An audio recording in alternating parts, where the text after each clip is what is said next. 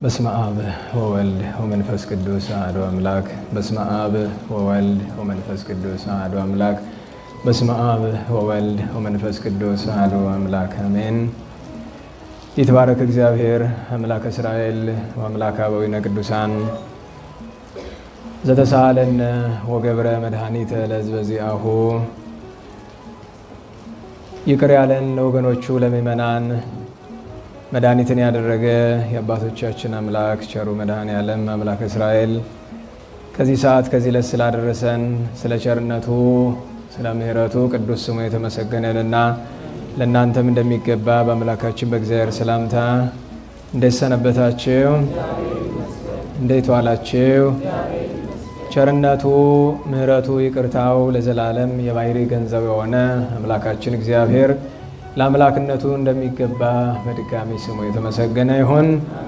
እመቤታችን እናታችን ቅድስት ድንግል ወላዲተ አምላክ እመብርሃን ማርያም፣ ቅዱስ መስቀሉ፣ ቅድስት ቤተ ክርስቲያኑ ያከበራቸው ቅዱሳን ሁሉ ስማቸው የተመሰገነ ይሁን፣ የተመሰገነ ይሁን። የቅዱስ ማቴዎስ ወንጌል ምዕራፍ 2 ቁጥር 19 እስከ መጨረሻው። ሄሮድስም በሞተ ጊዜ እነሆ የእግዚአብሔር መልአክ በግብፅ አገር ለዮሴፍ በሕልም ታየው፣ እንዲህ ሲል የሕፃኑን ነፍስ የሚሹ ሙተዋልና ተነስተ ሕፃኑንና እናቱን ይዘ ወደ እስራኤል አገር ሂድ። እርሱም ተነስቶ ሕፃኑንና እናቱን ይዞ ወደ እስራኤል ምድር ገባ። አርኬላዎስም በአባቱ በሄሮድስ ፋንታ በይሁዳ እንደነገሰ በሰማ ጊዜ ወደዚያ ለመሄድ ፈራ። በሕልምም ተገልጦለት ወደ ገሊላ አውራጃ ሄደም። በነቢያት ልጄ ናዝራዊ ይባላል የተባለው ይፈጸም ዘንድ ናዝሬት ወደምትባል ከተማ መጥቶ ኖረም። ስለ ቅዱስ ቃሉ ቸሩ አምላካችን እግዚአብሔር ስሙ የተመሰገነ ይሁን። እንኳን አደረሳችሁ። ቀደም ሲል የተነበበው የቅዱስ ማቴዎስ ወንጌል ላይ ያለው ስለ ቅዱስ ዮሴፍ አረጋዊ በወንጌል ላይ ከተጠቀሱ ታሪኮች አንደኛው የታሪክ ዘለላ ይሄ ነው። ከግብፅ ምድር የእግዚአብሔር መልአክ በኢትዮጵያ ምድር ሳለ ከግብፅ ተመለስ ቢለውም እንኳ በኢትዮጵያ ምድር ሳለ ቃለ ትንቢቱን መጀመሪያ ሰምቷል። ተመለስ የሚለውን ኃይለ ቃል። ስለዚህ ስለ እርሱ ከተጠቀሱት ኃይለ ቃላት ይህንን ለበረከት ነው ያነበብነው እንጂ ታሪኩ እዚህ ላይ የምናተኩርበት አይደለም። ግን የአረጋዊ ዮሴፍ ታሪክ በአብዛኛው የሚያተኩረው ስደት ላይ ባለው ሁኔታ ላይ ስለሆነ ትኩረታችን ወደሱ በተወሰነ መንገድ መሆኑ አይቀርም። እኔን ባሪያህን አባቴ ሆይ ባርከኝ፣ መምህር ስርዓቱ ልማዱ መባረክ ነውና ብሎ ኃይለ ቃሉ የአቡነ ተክለ ሃይማኖት ነው። ሰላም ለህሊናከ ዘኮነ መምለኬ ስላሴ ሩየ እንበለ ውሳኬ ተክለ ሃይማኖት ቄርሎስ ዘላፌረሲያን ላውጣኬ ባረከኒ አባ ለወልድከ ዝኬ እስመ ልማዱ ለመምህር ቡራኬ።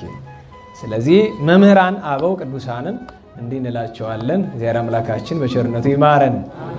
ስለ አረጋዊ ቅዱስ ዮሴፍ ስንነጋገር የሚቀድመው ነገር ከገድሉ አስቀድሞ አረጋዊ ቅዱስ ዮሴፍ ማን ነው? ይሄ ቅዱስ ሰው ማን ነው? በመጽሐፍ ቅዱስ በከፍተኛ ማዕረግ ተጠቅሷል። የድንግል ማርያም ጠባቂ ተብሎ ወይም በጥሬ አነጋገር ፈሃሪሃ ለማርያም የእመቤታችን እጮኛ ተብሎ ወለእግዚእነ ሐፃኒሁ የክርስቶስ መድኃኔ ዓለም የእግዚአብሔር አሳዳጊ ተብሎ እግዚአብሔርን አሳድግ የተባለ ፈጥሮ አሳድገኝ ያለው ሰው ማን ነው? ለእናቱ ጠባቂ አድርጎ የሾመው የእናቱን ጸጋ በረከት ሁሉ እንዲሳተፍ የፈቀደለት ይህ ቅዱስ ሰው ማን ነው? መጽሐፍ ስለምንድን ነው እጮኛ ያለው? ይሄ ቃል ብዙ የነቢጤ አይምሮ የጎደላቸውን ሰዎች ያውካልና ይህንን ኃይለ ቃል እንመለከታለን። ከሁሉ በሚቀድም ግን አረጋዊ ቅዱስ ዮሴፍ እዚሁ የማቴዎስ ወንጌል ምዕራፍ 1 ላይ እንደሚነግረን ኦ ዮሴፍ ወልደ ዳዊት አንድ የዳዊት ልጅ ዮሴፍ ሆይ ብሎ ሙላዱን ትውልዱን ይነግረናል። ስለዚህ ሀገረ ትውልዱ ማለት ሀረገ ትውልዱ የሚቆጠረው ከቅዱስ ዳዊት ዳዊት ሰሎሞንን፣ ሰሎሞን ሮብዓምን እያለ ወርዶ አልዓዛር ላይ ይደርሳል። አልዓዛር ጉንድ ነው። አልዓዛር ማትያንን ይወልዳል። ማትያን ቅስራንና ያዕቆብን ይወልዳል። ያዕቆብ ዮሴፍ አረጋዊን ሲወልድ ቅስራ ኢያቄምን ይወልዳል። ኢያቄም ድንግል ማርያምን ይወልዳል። አረጋዊ ዮሴፍ ደግሞ 7 ልጆችን ይወልዳል። ነናውላችሁ ሐረገ ትውልዱን ከዳዊት ወገን እንደሆነ በዚያም በቅዱስ ሉቃስ ወንጌል እመቤታችን መውለዷን በድንግልና መውለዷን ሲነግረን ምዕራፍ 2 ቁጥር 1 ጀምሮ ሊቆጠሩ ሄደው ነው አይደለም ቸሩ መድኃኔዓለም የተወለደው። ሊቆጠሩ ሄዱበት አካባቢ ማን ነው የሚባለው? ቤተልሔም ዘይሁዳ አይደለም፣ ቤተልሔም ነው። ወደ ቤተልሔም የሄደው ቤተልሔም የማን ርስት ናት? የቅዱስ ዳዊት። ደሴ ማርያም ስትደግሙ ምንድነው የምትሉት? ዳዊት ዘነግሠ ለእስራኤል አመ ይትነስኡ አንድም አመ ተንስኡ ላዕሌሁ እልዋን ፈተወ ይስተይ ማየ የት ማዘቅተ ቤተልሔም። ለምን ቢሉ ቤተልሔም ማለት ቅዱስ ዳዊት ተወልዶ ያደገባት ስፍራ ስለሆነች፣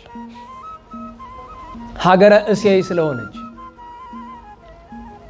እና የዚህ ቅዱስ ሰው ሀገረ ሙላዱ ናዝሬት ነው።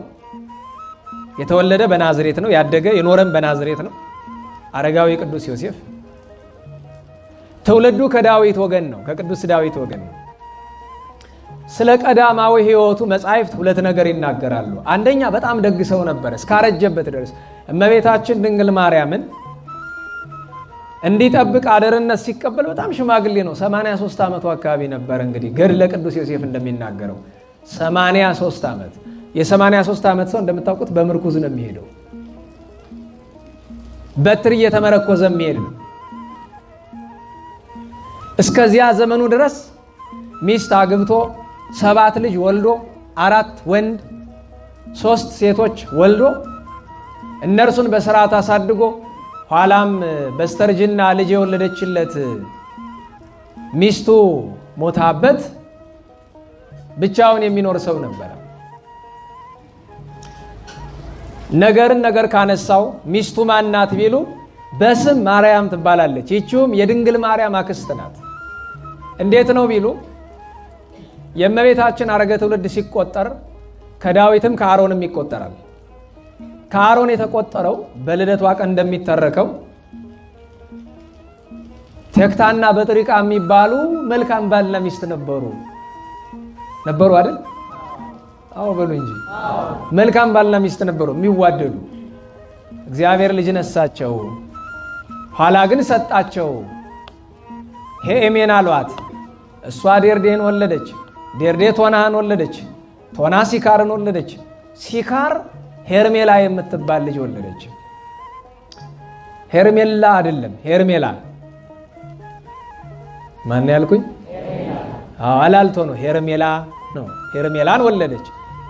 ሄርሜላ ማጣት የሚባል ደግ ሰው አገባች። ከሱ 3 ሴቶችን ወለደች። የመጀመሪያዋ ታላቂቱ ማርያም ትባላለች። ይቺውም የአረጋዊ ዮሴፍ ሚስት ናት። ገብቷችኋል?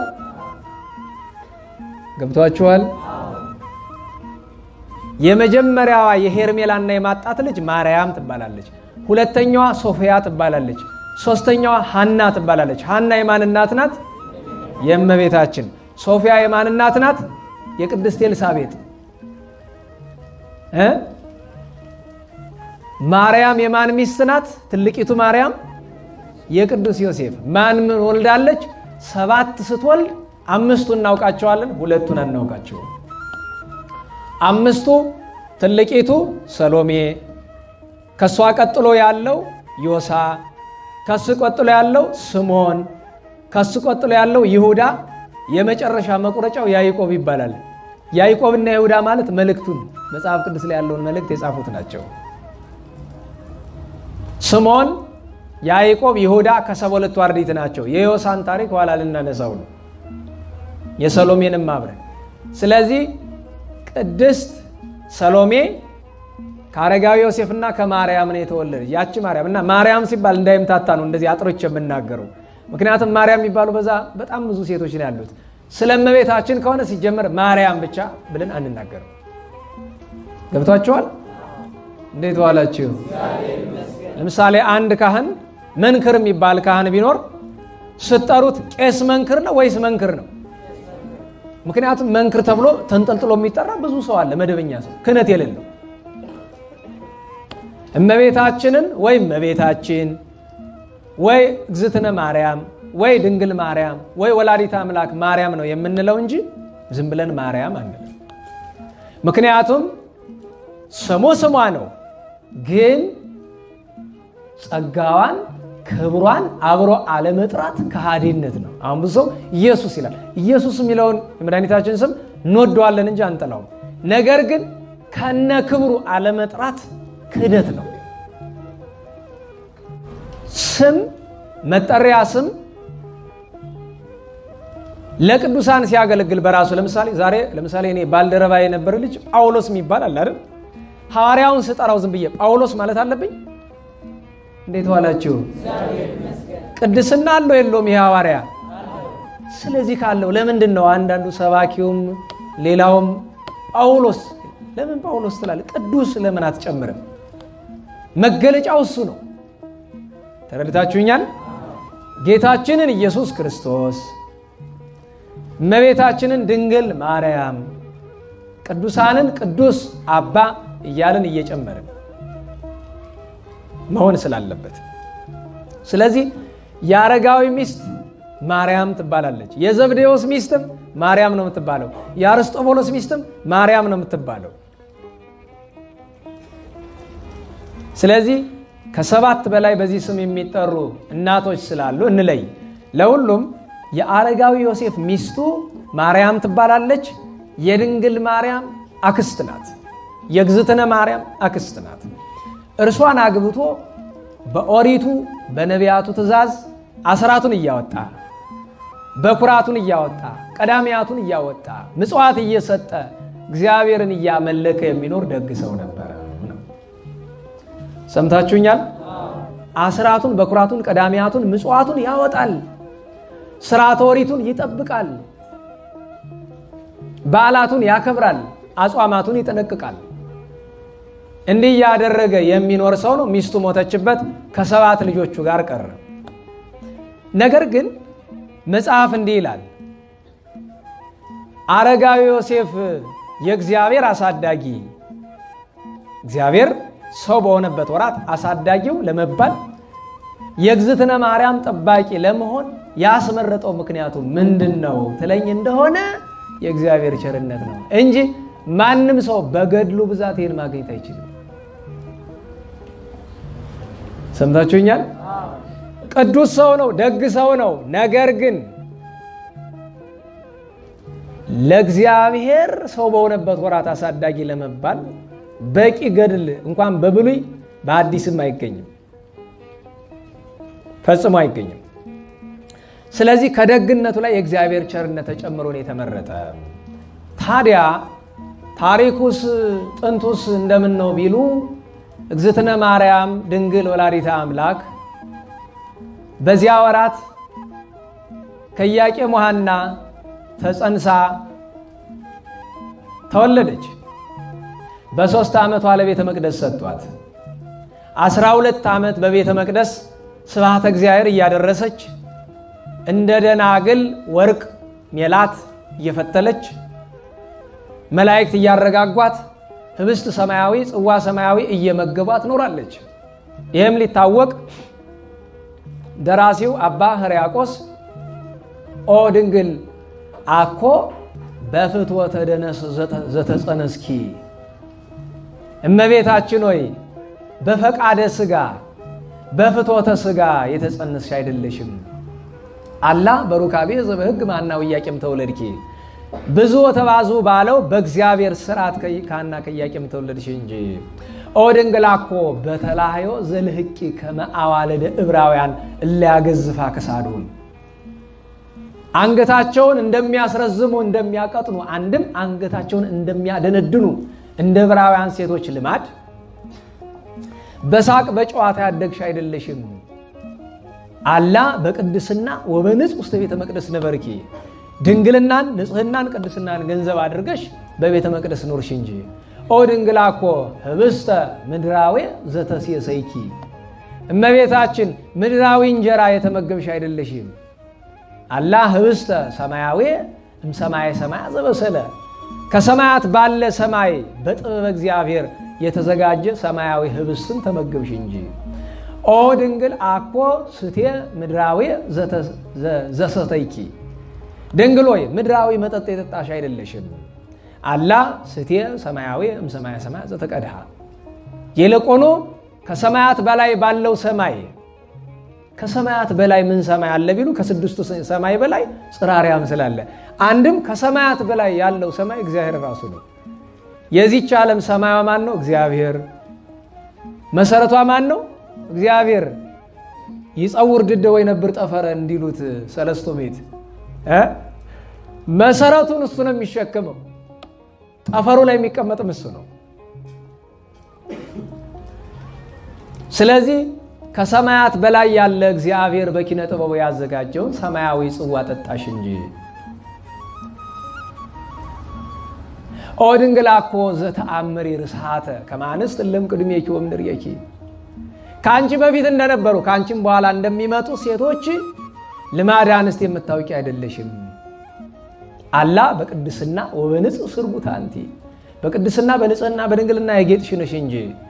ኦ ድንግል አኮ ወራዙት ስፉጣን ዘናዘዙኪ። ድንግል ሆይ አንቺን የሚያታልሉ ጎልማሶች ያረጋጉሽ አይደለሽም። አሁን እህቶቻችን የሚያታልሉ ጎልማሶች አማርኛውን ተመልከቱ። ብዙ ጊዜ ሴቷም አታላይ ወንዱም አታላይ ይሆናል አይደለም? ሴቷ በምንድን ነው የምታታልል? በመልኳ ምናምን ትሁን ትቀባብውና እንደ ድሮ አማርኛ ልናገር ቀጭ እያልሽ በየመንገዱ ስቴጂ ወንዱ አይቶ አይኑ ብልቅጥ ይላል፣ አፉን ይከፍታል። ምን ይባላል? በዝሙት ጦር ተነደፈ ይባላል። ይሄ አታለልሽው ማለት ይሄ። ወንዱሳ በምንድን ነው የሚያታልል? በገንዘቡና በምላሱ። በምላሱ እንዴት ብሎ ስታምሪ፣ ቁንጅናሽ፣ ተረከዝሽ ምናምን ተሽ እያለ የሌለሽን ነገር ሁሉ እያመጣ ወይ ያለሽን ነገር እያጋነነ ከዛ ደግሞ ምንድነው የሚባለው? አመድ አመዱን ትላላችሁ ያራዳ ልጆች አይደል? መሽረጥ እያደረገ ይጋብዝሻል። ያኔ ትታለያለሽ። ለዚያ ነው ወራዙት ስፉጣን አላቸው፣ የሚያታልሉ ጎልማሶች። አላ መላእክተ ሰማይ ሐወጹኪ። አንቺን የሚጎበኙሽ የሚያረጋጉሽ የነበሩ የሰማይ መላእክት ናቸው። በከመ ተብህለ ካህናት ወሊቃነ ካህናት ወደሱኪ። ካህናት እነ ስምዖን፣ ሊቃና ካህናት እነ ዘካርያስ አመሰገኑሽ እንጂ አለ። መጨረሻዋ ምንድናት? ኦ ድንግል አኮ ለዮሴፍ ዘተፍርኪ ለተቃረቦ። ድንግል ወይ ለዮሴፍ ታጨሽ የምንልሽ እንደ ወንድና እንደ ሴት ልማድ ለመቀራረብ አይደለም። አላ ከመ ይቀብኪ ንጹሐ፣ በንጽህናው ነው እንዲጠብቅሽ ነው እንጂ። እስመ ከማሁ ኮነ፣ እርሱ ቅሉ እንደዚህ ሆነ። ወሶበሬ ንጽህናኪ ለልዑ እግዚአብሔር አብ፣ እግዚአብሔር አብ ይህንን ንጽህናሽን ባየ ጊዜ ፈነወ ሀቤኪ መልአኮ ብርሃናዊ ዘስሙ ገብርኤል፣ ወደ አንቺ ዘንድ የጨለማ አይደለ የብርሃን መልአክ፣ ተርታይ አይደለ የመላእክት አለቃ፣ ስሙም አይታወቅ አይደለ ስሙም ይታወቅ ምርጥ መልአክ ገብርኤልን ወደ አንቺ ላከ። ወይ ቤለኪ መንፈስ ቅዱስ ይመጽእ ላዕሌኪ ወኃይለ ልዑል ይጼልለኪ። መድኃኔዓለም ይማረን። አሜን። እያደመጣችሁ ነው? አዎ። መልካም። ህሊናችሁ ጉባኤ ላይ ስትሆኑ ሐሳብ ይሰርቃል አይደል? አንዳንዴ አስተማሪም ይሰረቃል። እያስተማሩ አውቆ ጠላት ሐሳብ አምጥቶ ሽው ያደርገዋል። ያን ጊዜ ምን ማድረግ ነው? ማማተብ፣ ስራዬ ኃጢአቴ ማለት። መድኃኔዓለም ይቅር ይበለን። ለምን መሰላችሁ እንደዚህ የሚሆን? ሰይጣን ኃይለኛ ስለሆነ አይደለም፣ እኛ ደካማ ስለሆነን ጭምር ነው።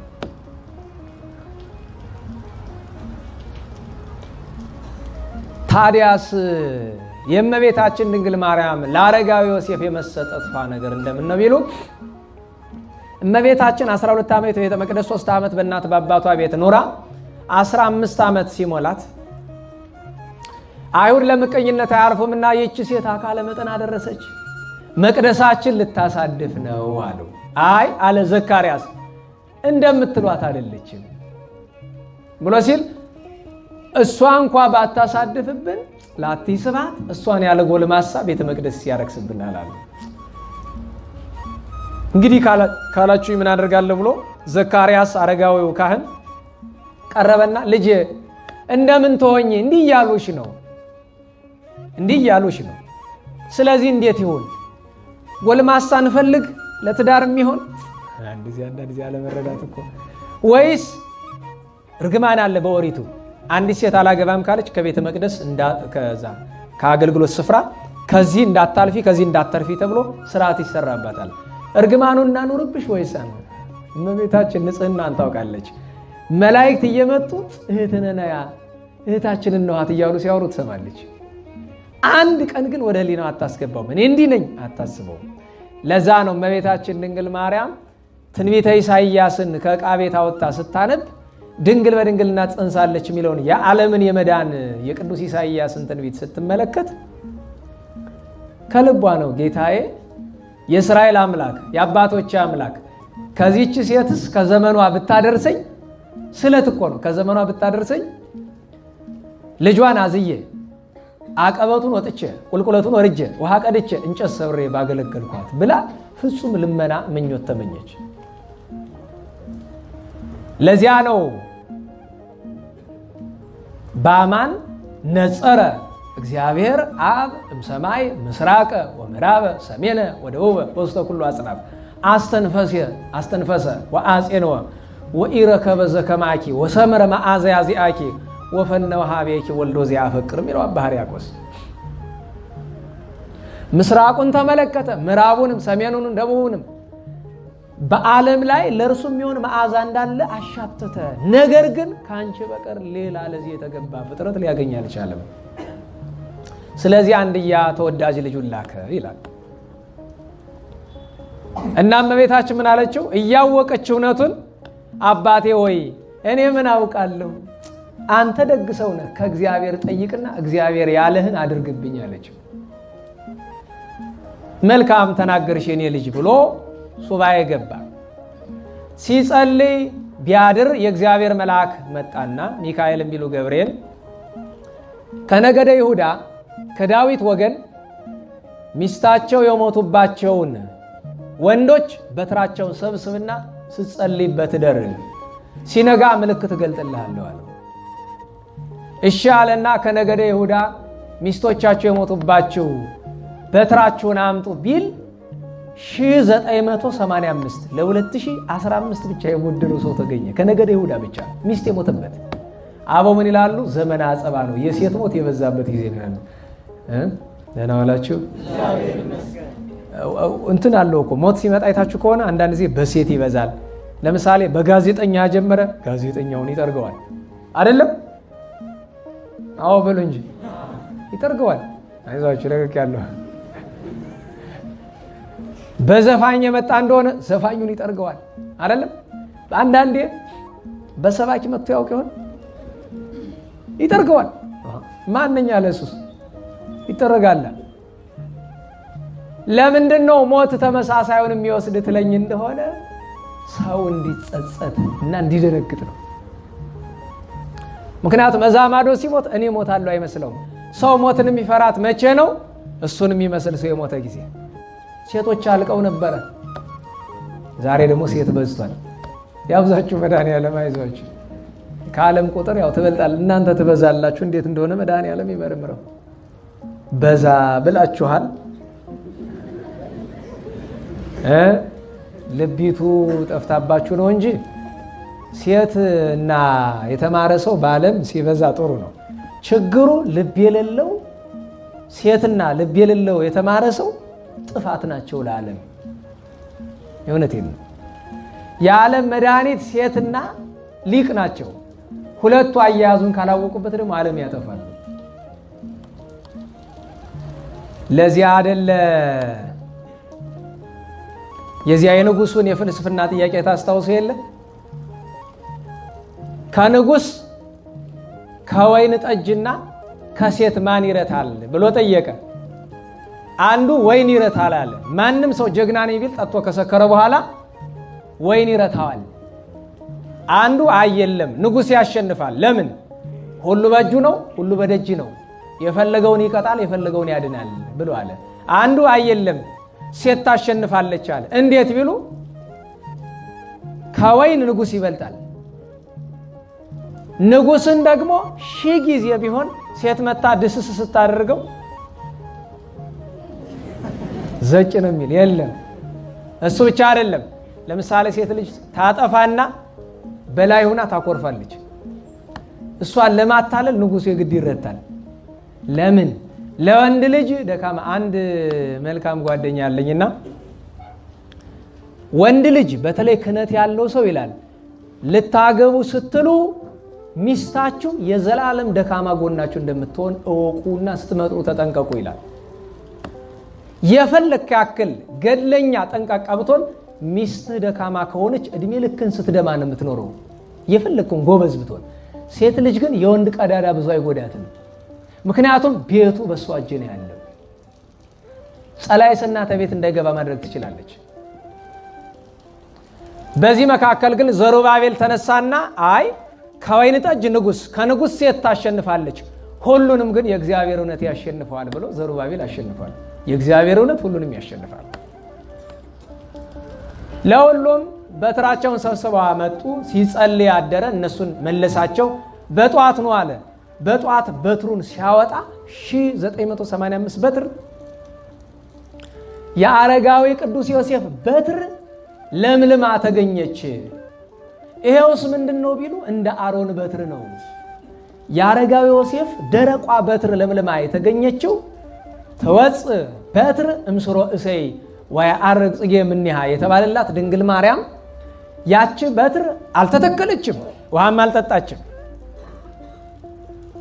ግን አፍርታ ተገኘች። የድንግል ማርያም ምሳሌ ናት።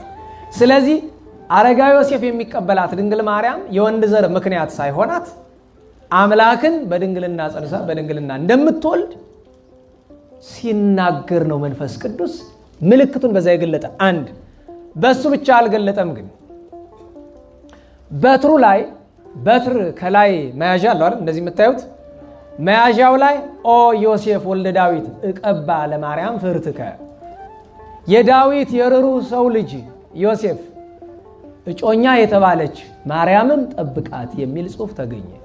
ሊቀበል ቀረብ ቢል በራሱ ላይ ነጭ ርግብ 3 ጊዜ ዙራ አናቱ ላይ ተቀምጣ ተሰወረች። በዚህ ጊዜ የእስራኤል አረጋውያን ካህናቱ ሁሉ አደነቁ። በዚያም ቢል በዚህ እግዚአብሔር ላንተ ነው የፈቀደና ይህችን ብላቴና ተቀበልና ውሰድ አለው ዘካርያስ ካህኑ። ዮሴፍ አረጋዊ ይሻላል። ጌታዬ አለው አቤት። እኔ እንደምታየኝ 83 ዓመቴ ነው። ሰውነቴ ደክሟል። 7 ልጆች ማሳደግም ጭንቅ ሆኖብኛል። ስለዚህ ተጨማሪ ልጅ ይከብደኛል። ብዙ አጋዥ የለኝም፣ እባክህን። ልጆቹ ደግሞ አብዛኞቹ እድሜያቸው አነስ አነስ ያሉ ናቸው። ስለዚህ እባክህን አለው።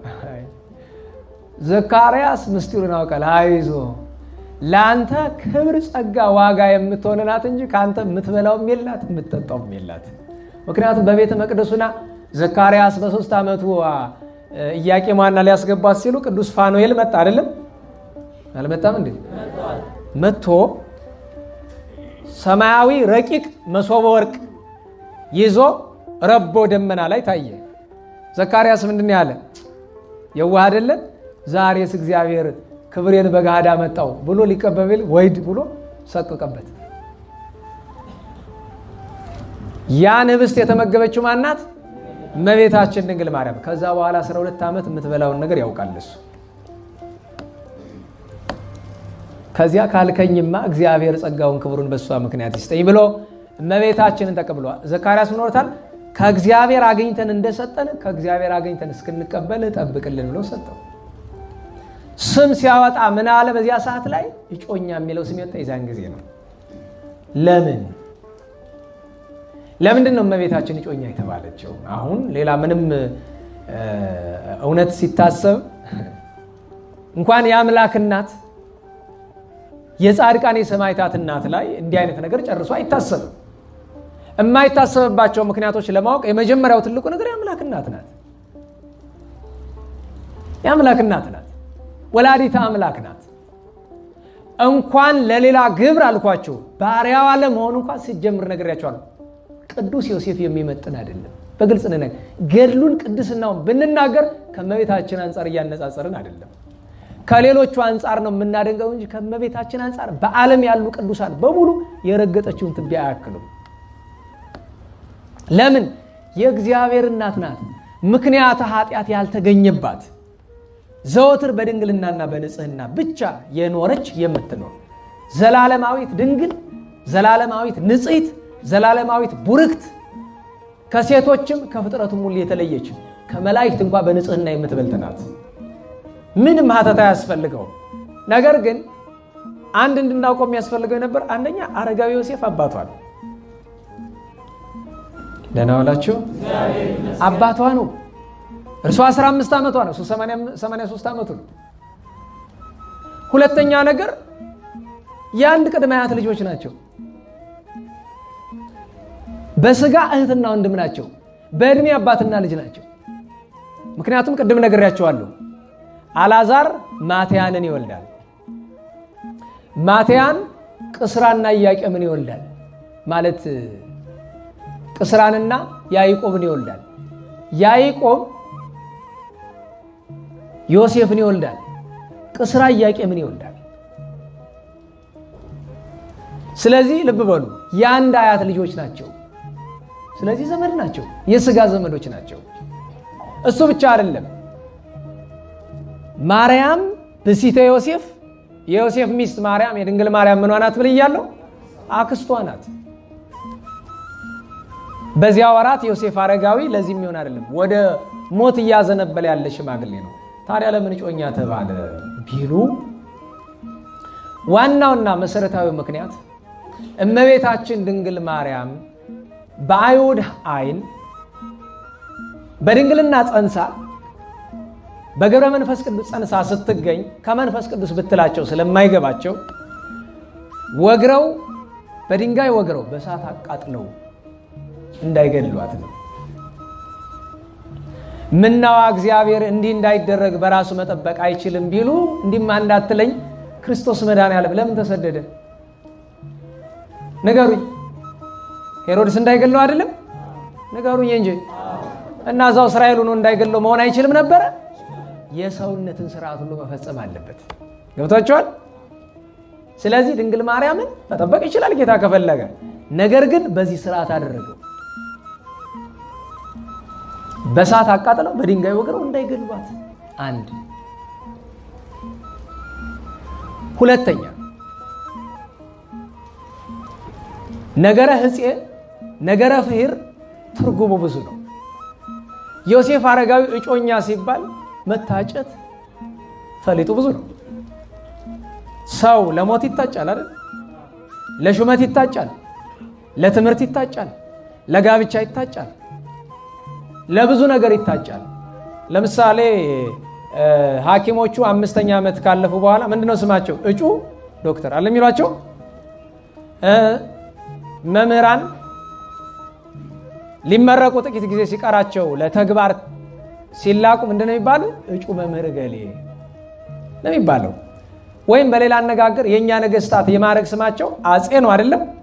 ሐጼ ነው እኮ ነገሩ። የሰማችሁ ነው? ሐጼ ሐጼ ነው። አጨ ሐጼ ማለት እጩ ማለት ነው። ታዲያ ከነገሰ በኋላ ለምን እጩ ይባላል ቢሉ ዋናው ምስጢር እኮ መታጨቱ።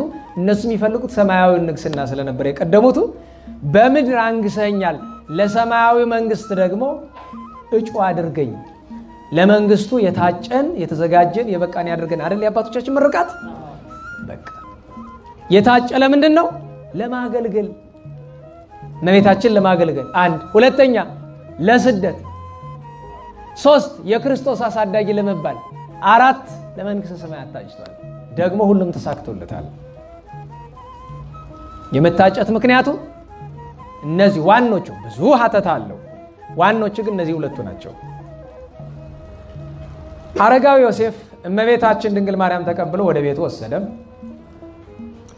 እመቤታችን ወደ ቤት ስትገባ አረጋዊ ዮሴፍ እቤቱ ብዙ ጎደሎ ነበርና ለስራ ጉዳይ ለ3 ወር ወጣ። ሲወጣ ለድንግል ማርያም ቤቱን አስረከበ። ልጁ ሰሎሜ አለች፣ መወልዲት ናት፣ አዋላጅ ናት። ሌሎች 4 ልጆች አሉ። ከነዚህ መካከል ይሁዳና ያዕቆብ ገና ታዳጊ ናቸው። በተለይ ያዕቆብ እናቱ ከሞተች በኋላ በጣም ትንሽ ልጅ ነው የነበረውና ስትገባ የአረጋዊ ዮሴፍ ልጆች ድሃ አደጉ ነው፣ አመድ ወርሷቸው አገኘች። መቼም እናት ከሌለው ልጅ አባት የሌለው ልጅ ይሻላል። ማለትም እናት ከምትሞትበት አባት ቢሞትበት ይሻላል። አይደለም አይደለም? እውነት እኮ ነው። ምን ያረጋል አባት? ሁነን ስላየ ነው ብዬ ነው። ብዙ አንረባም። በተለይ እዚህ ዘመን አየ ነው እኮ ብዙ አንረባም። አንዳንዶቻችሁ ምትረቡት ኖር ይሆናል እንግዲህ አላውቅም። እኔ ከራሴ አንጻር እያየሁት ነው። ብዙ አንረባም። ለምን ብትሉ ተሰጥኦአችን የውጭ ስራ ነው አይደለም? ወንድ የውጭውን ስራ ነው የሚሰራ፣ ሴት የውስጡን ነው። ስለዚህ ለልጅ አንደኛ የምታስፈልግ፣ ምክንያቱም አባት አያጠበው አያዝለው፣ ማዝለስ አያቅተው። ግን ዞሮ ዞሮ እንደ እናት አይሆንም ብዬ ነው። መቼስ እናቴን አብልጬ እወዳለሁ ይላል ሰው አይደለም? ለምን? ጥቅመኛ ስለሆነ። ግን ደግሞ እንደዛ ሲባል ብዙን አባት ናቅናቅ አታድርጉ። ምክንያቱም የቤቱ ምሰሶ እሱ ነው። 40 ማገር ብታስቀምጥ ምሰሶ ወለል አይሆንም። ደግሞ ራሳችን ብዙ ጣል ጣል እናደርገውም ብዬ ነው።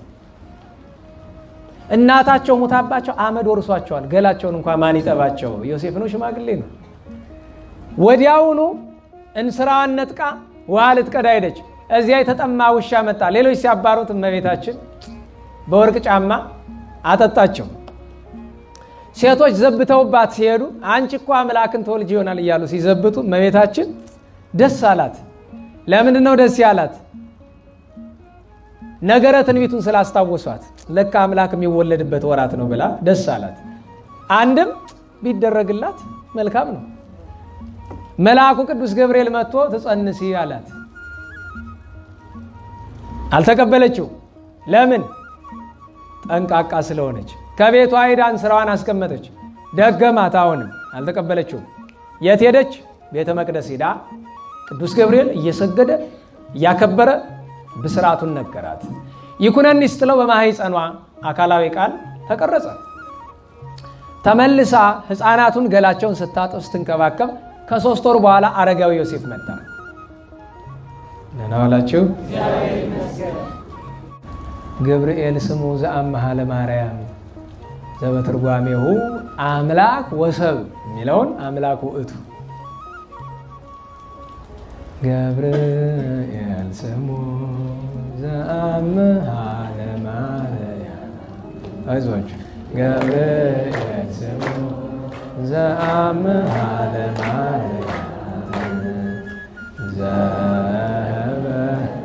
ዘበትርጓሜሁ አምላክ ውእቱ ዘበትርጓሜሁ አምላክ ውእቱ ዘበትርጓሜሁ አምላክ ውእቱ ዘበትርጓሜሁ አምላክ። እንግዲህ ያው በረከቱም አለው ደግሞ በዛው መዝሙር ሲዘመር ብዙ ሰው የሚነቃ ብዬ ነው። ረጅም ታሪክ የማልተረክበት ምክንያት ይሄ ነው። ተግሳጽ በየመካከሉ ባስገባ ሰው አሁን ንቅት ይል ነበር አይደለም? እና ከ3 ወር በኋላ ሲመጣ መጥቶ ሰላምታ አቅርቦ ተቀምጦ እያለ ዮሐንስ የሚባል ፈላስፋ ጓደኛ ነበረው ሊጠይቀው መጣ እና ተጫውቶ ሲወጡ እናማማ ጫውታለኝ ነው ለብቻው በቆይታ ላናግር ብሎ ከቤተ መቅደስ ጠብቃት ብላ የተሰጣት ይቺ ብላቴና ጸንሳለች፣ እንዴት ነው ነገሩ አለው። በምን አውቀው ቢሎ በፍልስፍና የአምላክ ስራስ በፍልስፍና አይታወቅም ብሎ ሴቶች ሲጸንሱ ምልክት ይታወቃል። ከዛ ከማን ነው አለው። ኧረ ስንኳ በገቢር በነቢብ ስንኳ በነቢብ ባህልዋ አላውቅባትም፣ ፈጽማ የተለየች ፍጥረት እኮ ናት፣ እንዴት ሊሆን ይችላል አለው። ግባና መርምራት አለው። ገብቶ ኦለተ እስራኤል መኑ ቀረጻ አክናፈ ድንግልናኪ እምኀበ መኑ ጸነስኪ፣ የእስራኤል የዳዊት ልጅ ጸንሰሻል አላት። አዎ ከማን አላት። እመንፈስ ቅዱስ አለችው። እመንፈስ ቅዱስ ማለት በመንፈስ ቅዱስ ጥበብ በግብረ መንፈስ ቅዱስ አለችው። የኔ ልጅ እንዴት ነው ሰው ከመንፈስ ቅዱስ ስራ እንዴት ነው የሚጸንስ? ምክንያቱም እመቤታችን እኮ ለቅዱስ ገብርኤል ያለው ነበረ እማይቴ ረከብከ ዘከመ ብስራተ እንበለ ምትም ድንግል ጽንሰተ ወንበለ ዘር እምድር ትወተ። መሬት ካልዘሩባት ታበቅላለች፣ ሴት ከወንድ ጋር ካልተጋባች ትወልዳለች። እንዴት ብላ ነበር እመቤታችንም። መልአኩም ከመንፈስ ቅዱስ ብሏታል። ከመንፈስ ቅዱስ ስራ የተነሳ አስረዳቸው። ምንም ሊረዳው አልቻለም። ለምን? ካረጋ ዮሴፍ ከጭንቅላቱ በላይ ነው። ኋላ ና ብላ አስከትላ ወጣችና ከረጅም ጊዜ ጀምሮ ቆርጦ ያስቀመጠው የደረቀ እንጨት አለ። ተከለችውና ጸለየችበት። ለመለመ፣ አበበ፣ አፈራ። ለውዝ ገውዝ በኩረ ለሚ አፈራ። ደነገጠ። አባቴ አለችው። አቤት። ይህንን ማን አደረገ አለችው። እግዚአብሔር አላት። ይህንንም እግዚአብሔር አደረገ። ለእግዚአብሔር የሚሳነው ነገር አለ አለችው። ኧረ ልጅ የለም አለ። ያን ጊዜ ቅዱስ ሄራቅሊስ ዘቁስጥንጥንያ ምን ይላል? ሰገደ ላቲ በገጹ፣ በግንባሩ ድፍት ብሎ ልጄ እኔ አንቺን ምስጢር መመርመር አይቻለኝም ብሎ ሰገደላት። ነገር ግን በጭንቅላቱ መዋግድ ህሊና ይወጣል ይወርዳል። እንዴት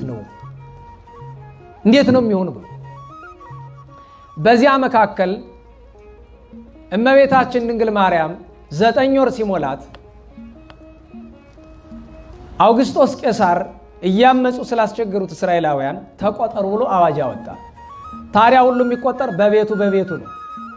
ከነገደ ዮሴፍ የሆነ በዮሴፍ፣ የኤፍሬም በኤፍሬም፣ የምናሴ በምናሴ፣ የሮቤል፣ የስምዖን፣ የጋድ ሁሉም በየቤቱ ነው። ቅድም ብያቸዋለሁ። አረጋ ዮሴፍ ከማን ነው? ከነገደ ይሁዳ ከዳዊት ነው። ስለዚህ መቆጠር ያለበት የት ነው? ቤተልሔም። እግዚአብሔር ግን በኪነ ጥበቡ ትንቢቱን ምሳሌውን ሊፈጽም ነው። ወደዛ ሄደው የምትወልድበት ወራቷ ደረሰ። አስጠጉን ቢሉ ከእንግዳ ብዛት ቤት ሞልቶ አንድም የአካባቢው ሰው ልቡ የቀና አልነበረምና እምቢ አሏቸው። አንድ ሰው ራርቶ ግርግም አሳያቸው። የበሮች ማደሪያ፣ የእንስሳት ማደሪያ። ለጊዜው የሰው ክፋት ነው፣ ለፍጻሜው ግን ትንቢቱ ምሳሌ ሊፈጸም ነው። ምክንያቱም በግርግም ሲወለድ በማእከለ እክል እንስሳ ርኢኩከ። አባቶቻችን እንዲያውም ደራሲ ምን ይላል? መልክዓ ቅዱስ ዮሴፍን የደረሰው እንባቆም እናንተ አንድ ናችሁ፣ አንተ ግን ከንባቆም በለጥክ። እንባቆም ነቢዩ እግዚኦ ሰማይኩ ድምፀከ ወፈራይኩ ርኢኩ ግብረከ ወአንከርኩ በማእከለ እክል እንስሳ ርኢኩከ አለ። አቤቱ ድምፅህን ሰማው ፈራው፣ ስራንም አየው አደነኩ፣ በሁለት እንስሳት መካከል አየው አለ። ያየ በመንፈሰ ትንቢት ነው። አረጋዊ ዮሴፍ ግን በአካል ነው ያየው። ከዚያም እመቤታችን ስትወልድ አብራ ልትቆጠር ሄደች። ማን አለች? ሰሎሜ አለች። አረጋዊ ዮሴፍ አስበው፣ ግርግም ነው፣ ወራቱ የብርድ ወራት ነው። ስለዚህ እዚያቸው ላይ እንደ ዳስ አይነት ነገር ሰራ። ግርግሟ ውስጥ ወደ ውስጥ ገባ ያለች ነገር አለች። ከዚያች ላይ ደግሞ ቆጽለ በለስ ነበረና እዚያ ላይ ያንን አደረገው። በነገራችሁ ላይ አረጋዊ ዮሴፍ ለእመቤታችን የሰራላት የምትወልድበት ቦታ ከበለስ ነው የተዘጋጀው። ምክንያቱም ጌታ በተወለደ ጊዜ እንደማናችንም ራቁቱን አይደለ ሕፃን ሲወለድ የተጠቀለለ መጀመሪያ በላዩ ላይ በለስ ነው። ለምን ምትሉ አዳምና ሔዋን ዕፀ በለስ በልተው ከገነት ሲባረሩ ሀፍረታቸውን የሸፈኑ በምን ነበረ? በበለስ ነበረ። ለዚህ አለ ካሳ ሲል በቆጽለ በለስን የተጋረደ። ድንግል ማርያም ልትወልድ ስትል አረጋዊ ዮሴፍ የሚያደርገው ጭንቆታል። አዋልዳለሁ ብሎ እንዳይቀርብም ፈርቷል። አንደኛ ወንድ ነው፣ አይችልበትም። ከዚያ ልጁ ሰሎሜ መጣችና በይላ አዋልድሽ ብላ እጇን ቀንፋ የእመቤታችን ሆዷን ማይጸኗን ነካ ብታደርግ ሙልጭ ብሎ እሳት በላት። አረጋዊ ዮሴፍ ደነገጠ። ስትጮህ ስታለቅስ የእመቤታችን መንፈስ ቅዱስ ካልሆነ ማንም በማያውቀው ምስጢር ማኅተመ ድንግልና ሳይለወጥ ምጥ ሳይሰማት አምላክ ተወለደ። እመቤታችን ታቀፈችው፣ ሰሎሜ ታቀፈችው፣ ኋላም አረጋዊ ዮሴፍ ታቀፈው። የአረጋዊ ዮሴፍ ትልቁ ክብር ነው አምላኩን ፈጣሪውን ታቀፈ።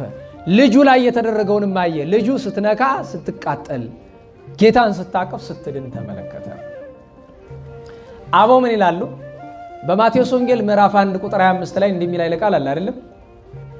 ደህና ዋላችሁ። እግዚአብሔር ይመስገን። ይቅርታ አድርጉልን። በቤተ ክርስቲያን ታሪክ በአራተኛው ክፍለ ዘመን መጨረሻና በአምስተኛው ክፍለ ዘመን መጀመሪያ አርቃዲዮስ የሚባል ንጉሥ በቁስጥንጥንያ ማለትም በምስራቁ የሮም ክፍል ነግሶ ነበረ። ክርስቲያን ነው፣ ደግ ሰው ነው። በዘመኑ ደግሞ ታላቁ ሊቅ ቅዱስ ዮሐንስ አፈወርቅ ነበረ። ታላቁ ሊቅ ቅዱስ ዮሐንስ አፈወርቅ ነበር እና አንድ ቀን ግብራ ግብቶ ከተበላ ከተጠጣ በኋላ ሰው እያለ ሊቃውንቱም ካህናቱም ምዕመናኑም እያሉ መኳንንቱ መሳፍንቱ ወይዛዝርቱም እያሉ አባቴ ዮሐንስ አለው፣ አቤት። ሁልጊዜ ሳገኝህ ስረሳው፣ ስለይህ ሳስታውሰው፣ ዛሬ ግን አንተ እያለ ትዝ አለኝ። መጽሐፍ ቅዱስ በነገራችሁ ላይ ንጉሠ ነገሥቱ መጽሐፍ ቅዱስ ያነባል። ይሄ እኮ በጣም ትልቅ ነገር ነው። ቅዱሳት መጻሕፍት ማንበብ፣ በተለይ መጽሐፍ ቅዱስ ማንበብ ትልቅ ማዕረግ ነው።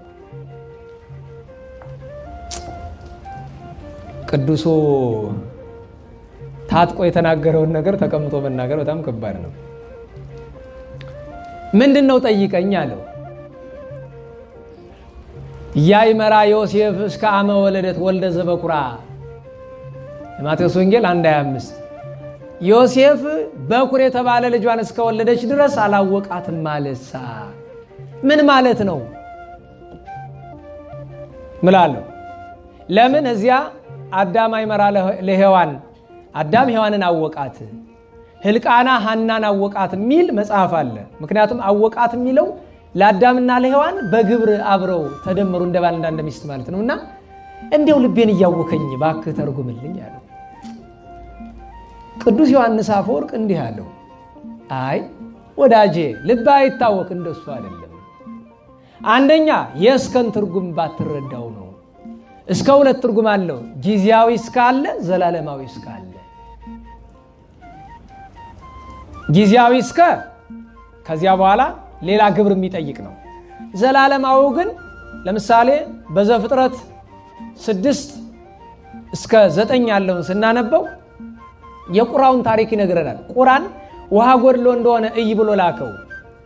ቁራ ተመለሰ አልተመለሰም? ኢተመይጠ ቋ እስከ ነትገማይ አይ ቁራ የጥፋቷ እስከጎደለ ድረስ አልመጣም ይላል። ከዛ በኋላስ አልመጣም። ስለዚህ ምን ይባላል? ፍጻሜ የሌለው እስከ ነው። ሁለተኛ በዜና መዋዕል ላይ ሜልኮል የዳዊት ሚስት ነበረች፣ የሳኦል ልጅ። ቅዱስ ዳዊት ለታቦተ ጽዮን ሲዘምር አይታ ናቀችው። እግዚአብሔር እሷን ናቃት። የእግዚአብሔርን ሰው ስትንቁ እግዚአብሔር ይንቃችኋል፣ ይንቀናል።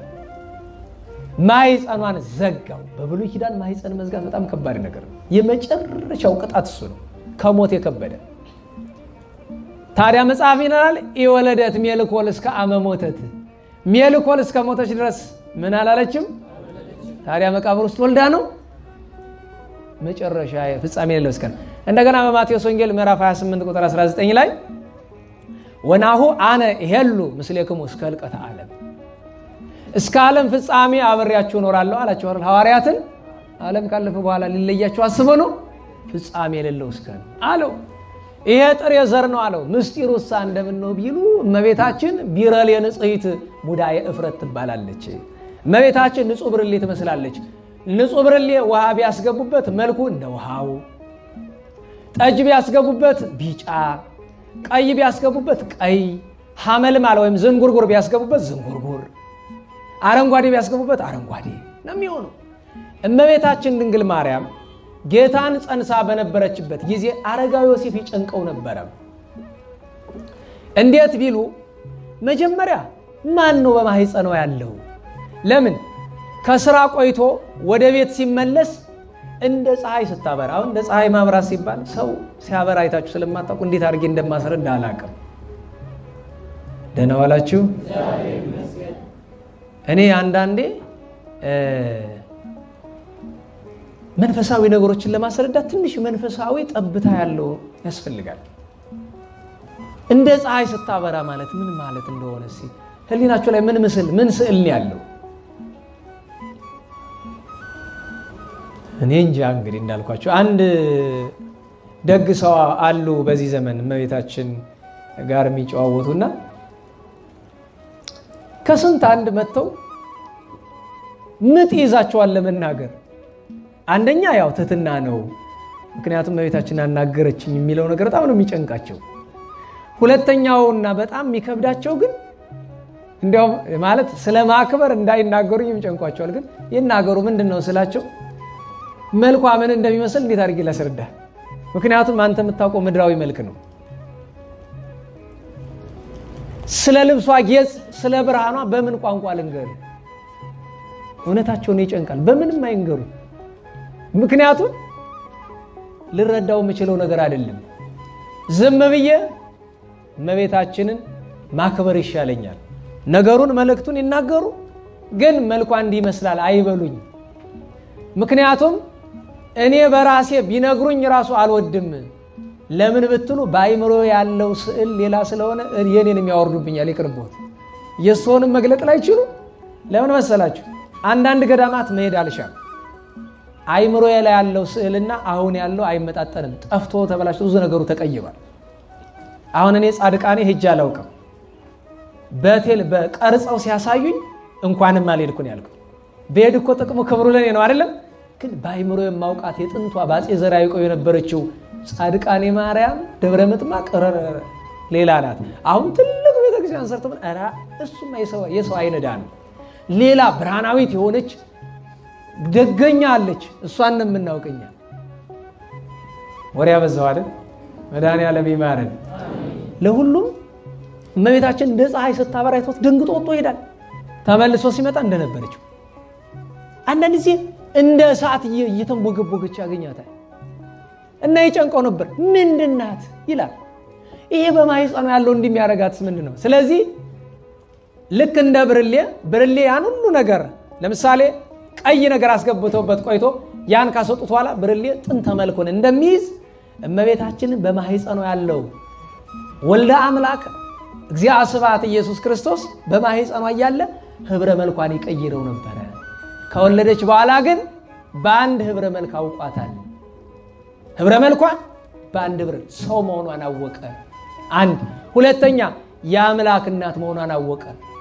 ምክንያቱም መጀመሪያ እያይመራ ነው አይደል? አላወቃትም። ሰው መሆኗን ራሱ ይጠራጠር ነበር። መጀመሪያ ሰው መሆኗን አወቀ። ድንግል ማርያም ሰው ናት። ደህና ዋላችሁ። የምናከብራት መጀመሪያ ሰውነቷን አውቀን ሰው ናት። ክብሯን ከዚያ በኋላ ነው የምንናገር። ሰው መሆኗን አወቀ። ሰው ብቻ አይደለም፣ ቀጥሎ ምን አወቀ? ወላዲተ አምላክ መሆኗን። በመጨረሻ ሶስተኛው ያወቀው ነገር ግን ምንድነው? በማህፀኗ እንዲህ ህብረ መልኳን ሲቀይረው የነበረ ማን እንደሆነ አወቀ? እግዚአብሔር እንደሆነ አወቀ። ለዚሁም ምልክት የመላእክትን ምስጋና ተመለከተ፣ የኮከቡን አካሄድ ተመለከተ፣ የእረኞችን ምስጋና ተመለከተ፣ ሰብአ ሰገልን 5 ምልክቶችን አየ አረጋዊ ዮሴፍ። ስለዚህ ነገር ነው ብሎ አስረዳው። እንዲህ ብሎ ሲናገር ዮሐንስ አፈወርቅ ከግድግዳ ላይ ያለችው ስዕል ቀና ብላ በአማን አፈ ወርቅ ወአፈ በረከት ወአፈ እንቁ ወአፈ ጳዜዮን አንተ በእውነት ወርቅ አፍነህ ጳዜዮን አፍነህ የበረከት አፍነህ ብላ አስከትላ ምን አለችው? ቤተ ክርስቲያንን ባነጋገርህ አስጌጥካት፣ እኔንም ደስ አሰኘኝ አለችው። እመቤታችን እንደዚህ የምትል ከስንት አንድ ነው። ቤተ ክርስቲያንን ባነጋገርህ አስጌጥካት። ዛሬስ ባነጋገሩ ቤተ ክርስቲያንን የሚያስጌጣል? እናንተ ሲናገር አማርኛው ደስ ካለ እሱ አይደለም ጌጥ ማለት። ዮሐንስ አፈወርቅን አፉን አፍ አድርጎ የሚናገርበት መንፈስ ቅዱስ ነው እንጂ ዮሐንስ አፈወርቅ እኮ ከአይምሮ አንቅቶት አይደለም። በዚህ ምክንያት ዮሐንስ ለዘላለም ማን ተብሎ ቀረ? አፈወርቅ ተብሎ ቀረ። አፈወርቅ ተባለ። ከዚያ በኋላ ተመለሱ። 2 ዓመት ቆዩ። 70 ሰገል ሲሰግዱ አየ። ከዚህ ሁሉ ነገር በፊት ግን አንዲት ያልተረኳት ታሪክ አለች። የዓርብ ውዳሴ ማርያም ስትደግሙ ትጸር ላይ ማርያም ድንግል ትጸር ቤተ መቅደስ ወትብልያም እግዚአብሔር። አንድ ጊዜ እዚያው የማቴዎስ ወንጌል ምዕራፍ 21 ቁጥር 25 ላይ ስትመለከቱት ሊወጣ ፈለገና ዮሴፍ አረጋዊ ወደ አደባባይ ወድቀ ዮሴፍ ውስተ ጽኑ መዋግደ ህሊና ተጨነቀ። ትቻት በወጣ ምንድነው ያረገዘች ትታወቅ ከወገባ ትታጠቅ ይላሉ። ያረገውን አውቆ ትቷት ወጣ ብለው እሷንም እኔንም ስም ያጠፋሉ። ይዣት በወጣ በድንጋይ ወግረው በሳት አቃጥሎ ይገሉብኛል ብሎ በጭንቀት ሊሞት ደረሰ። መልአኩ ተገለጠለትና ኦ ዮሴፍ ወልደ ዳዊት የርሩ የዳዊት ልጅ ርሩ ዮሴፍ ኢትፍራ ነሲኦታ ለማርያም ፍርትከ ጮኛ የተባለች ጠብቃት የተባልካትን ድንግል ማርያምን ይዛት ትወጣ ዘንድ ተወስዳት ዘንድ አትፍራ ብሏል። ደስ ብሎ ይዟት ወጣ። ደስ ብሎት ይዟት ወጣ። ወጥተው በአደባባይ ሲደርሱ ቢያዋት ጽንሳለች። እንዴት ባላላት አሉት። ኧረ የላትም። እና ጽንስ ከምን መጣ? ከምን ይበላቸው? እንዴት ዋላችሁ? እግዚአብሔር ይመስገን። ከምን ይበላቸው? ለእርሱ ያልተረዳውን ከአቅሙ በላይ የሆነበትን ጭራሽ ለነሱ። ከዚያ በኋላ ምን አሉት? አይ ሕግ አለን። ልክ ከዚያ እንዳሉት አይሁድ ክፎች ወበግነ ወበከመ ሕግነ ርቱ ይሙት በሕጋችን መሰረት ክርስቶስ ሊሞት ይገባል ብለው በመድኃኒታችን ለሞት እንደፈረዱት ሕግ አለን። ማየ ዘለፋ ትጠጣለን አሉት። ማየ ዘለፋ ማለት አንዲት ሴት ከትዳር ውጭ ጸንሳለች ብሎ ባሏ የጠረጠራት እንደሆነ ያመጧታል። በአደባባይ የሚደገመው ነገር ይደገማል፣ እርግማኑ ይነገራል። እሷ ደግሞ እኔ ካደረገችው አድርጌያለሁ ብላ ካለች ሌላ ጉዳይ ነው። ስትክድ የሚደረግ ነገር አላደረኩም ካለች ነው። ምን ያሏታል? ይሄ የምትጠጪው ነገር እውነት ክፋቱን፣ ኃጢአቱን፣ ዝሙቱን አላደረግሽው እንደሆነ እግዚአብሔር በወንድ ልጅ ይባርክሽ ይሏታል። ያኔ ወንድ ልጅ መውለድ በጣም ትልቅ ነገር ነው። ዛሬን እንጃ። ዋሽተሽ እንደሆነ ዘሙተሽ እንደሆነ ግን አንጀትሽን በጥብጦ ይግደልሽ ይሏታል። ስትጠጣው ዝሙት ሰርታ ከሆነ ያችን ሴት አንጀቷን ብጥስስ አድርጎ እዚያው ነው የሚገላት፣ ጽንሱንም እዚያው ነው የሚገለው። ሁለቱም ይሞታሉ። ዮሴፍ አረጋዊ ጨነቀው። እናታችን እመቤታችን ድንግል ማርያም አለች፣ አይዞ አይጭነቅ፣ መላእክት በግራ በቀኝ ይጠብቋታል። ማየ ዘለፋ መጡና ርግማኑን ደግመው እንኪ ጠጭ አሏት። ያንን ጠታ ጨርሳ ዕቃውን ስትመልስላቸው እንግዲህ አባቶቻችን ከፀሐይ 7 እጅ አበራች ብርሃነ ገጻ እንደ ሻሽ ተነጸጉ። ማየት ስላልቻሉ እንደወደቁ በእውነት እግዚአብሔር ተስፋ ያናገረለት መሲህ በዚች ድንግል ማህፀን እንዳለ እናምናለን ብለው ብዙዎቹ መስክረውላታል። ከዚህ ነገር በኋላ ጌታ 2 ዓመት ሲሞላው ሄሮድስ በሰብአ ሰገል ምክንያት ሊገለው ፈለገ። የእግዚአብሔር መልአክ እመቤታችን ትቶ ማንን ነው የሚያናግር? ዮሴፍን። ኃላፊነት ለሱ ነው የተሰጠ፣ ጠባቂነቱ ለሱ ነው። አንድነት እንድታውቁ የሚያስፈልገው ነገር እመቤታችን ጌታን ከወለደች በኋላ እጮኛ የሚል ቃል ይገኛል? ነገሩኝ። አይገኝም። እጮኛን አይልም። ምንድነው የሚለው? ንሳ ሕፃነ ወእሞ፣ ሕፃኑንና ምኑን እናቱን ያዝ። እዛ በኋላ ሕፃንና እናቱን ነው የሚል። ለምን እንዳልኳቸው የማየ ዘለፋ ከጠጣች በኋላ በድንጋይ መወገር፣ በእሳት መቃጠል ቀረ። እዛ በኋላ እጮኛ የሚል ስም የለም። ምክንያቱም እየተፈለገለት ዓላማ አልፏል። እሱም የታጨለትን ስራ ገብቶበታል። ስደት አለ። አንዱ የታጨለት ቀጠለ። በሌሊት ተነስቶ አህያ ጭኖ ሰሎሜን አስከትሎ ሄደ። በስደት የነበረው ታሪክ 1 2 3 4 ብሎ ለመተረክ በጣም ብዙ ነው። ግን ጥቂቶችን ልንገራችሁ። አረጋዊ ዮሴፍ ከድንግል ማርያም ጋር በስደት የሄደባቸውን ቦታዎች እዚህ ተነግሬያቸዋለሁ።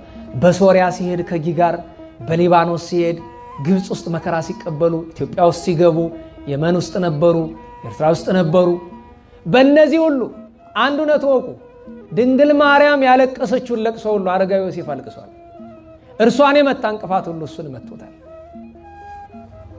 የፈራችውን ሁሉ እሱ ፈርቷል። ስቃዋን ሁሉ ተሳትፏል። ከነዚህ ውስጥ አንዳንድ አስገራሚ ነገሮችን ልንገራቸው። አሁን ለምሳሌ ትዕማን የምትባል ሴት ርቧቸው ልብ በሉ የሰማይን አምላክ ይዘው ርቧቸው ልመና ሄዱ። የያዙት ስንቅ አልቆባቸው።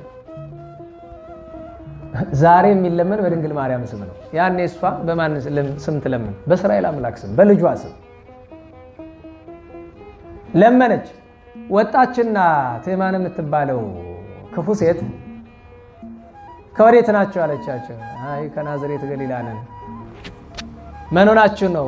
ቀንጥሎን ስደተኞች ነን፣ እባካችሁ ቁራሽ ጥርኝ ውሃ ካላችሁ ብሎ ሲሉ ስታያት መልኳ በጣም አስገርማት። የእመቤታችን መልክ ለትዕማን ገረማት። ላቲ ስብሐት ደረቅ ሆነሽ ነው እንጂ እንዳንቺ ያለች ሴት እኮ ከመጋረጃ ማትወጣም ነበር አለቻት። እውነት ለመናገር አሁን እመቤታችን ደረቅ ናት። ላቲ ስብሐት ለምን ብትሉ ደረቅ ማለት ሁለት ትርጉም አለው። አንደኛ እመቤታችን ይብስት ናት። በምን ታውቋል ቢሉ እንባቆም ማነው ጌዴዎን ጸምር ዘረጋ አይደለም ሁለት ጊዜ። መጀመሪያ ጸምር ወረደባት። ይሄም የጌታ ምሳሌ ነው። ጠል የጌታ ነው፣ ጸምር የእመቤታችን። ኋላ እንደገና ምሳሌ ይቀየርልኛልና ዝናቡ የዘነበ ጠል የወረደ የት ላይ ነው? መሬቱ ላይ። ምኗ ደረቅ ሆነች? ጸምሯ። ስለዚህ ይብስት ጸምር ትባል። እመቤታችን ይብስት ናት፣ ደረቅ ናት ማለት የዚህ ዓለም የኃጢአት እርጥበት፣ የወንድ ዘር እርጥበት፣ የክፋት የበደል የመርገም እርጥበት አላገኛትም። ችግር የለውም። ሁለተኛ ደረቅ ማለት በጥሩ አማርኛ ምን ማለት ነው? በእውነት የሚጸና ደረቅ የሚባል እገሌ ደረቅ ነው ምን ማለት ነው? ለእውነት የሚቆም ማለት ነው አይደለም? ፍሌክሲብል ያልሆነ አንዴ አንዱን የማይል እሷ እኮ ስድብ እየተሳደበች ነው። እኛ ግን እንጠቀምበት ለበጎ እስቲ ብዬ ነው። እንዲህ ብሎ ሲል አረጋዊ ዮሴፍ ጠጋለና አይ ናትዋ ለራበው ቢኖር ይዘከሩታል፣ ባይኖር ካለው ያድርስ ይሉታል እንጂ መከራ ለጸናባት ቀን ለተደፋባት ለዚች ልጅ እንዲህ እንደ ጦር የሚወጋ ነገር እንዴት ትናገሪያታለሽ ብሎ መለሰ። እናውላችሁ ይዟችሁ ድምጽ ማጓ የባትሪውን ነው እየተጠቀምን ያለ ነውና እንዴት አልተቋረጠም እንዳትሉ የባትሪውን ነው እየተጠቀምን ያለ ነው። እንደዚያ ብሎ ሲላት ከላይ ማን ያለች? ኮቲባ የምትባል ወደል ባሪያ አለች። እንግዲህ ያው ባሪያ ማለት ጥቁር ማለት አይደለም። ግብፃዊት ናት እኮ ባሪያ ሲባል ጥቁር አይደለችም እኮ።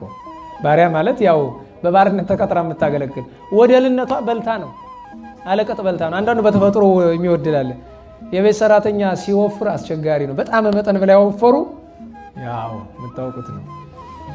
ደግሞ የቤት ሰራተኛችሁን አትግፉ፣ በእግዚአብሔር ፊት ያስረግሟችኋል፣ መጥፎ ነው። በዚህ ዘመን በጣም በእርግጥ በጣም ማዝነው እውነት ለመናገር በፐርሰንት ብታስቀምጡት ከባለቤቶች ይልቅ የቤት ሰራተኞች እንደሚከፉ አውቃለሁ። በጣም አስቸጋሪዎች ናቸው። በጣም ሲበዛ አንዳንዴ ክፉ የሚለው ቃል ሁሉ አይገልጣቸው፣ የማያረጉት ነገር የለም። በዚህ ምክንያት አብዛኛውን ጊዜ ከቻላችሁ የቤት ሰራተኛ ባትቀጥሩ ይመረጣል። እሱም አይገኝም፣ ታውቁታላችሁ። ስንት መከራ ተገኝቶ ስትገባ ራሱ እንዲያድርጊ እንዳትይ እኔ የሚገርም ምን ልታደርግ ነው ታዲያ የምትገባ? በመስታወት መልኳን ልታይ ነው?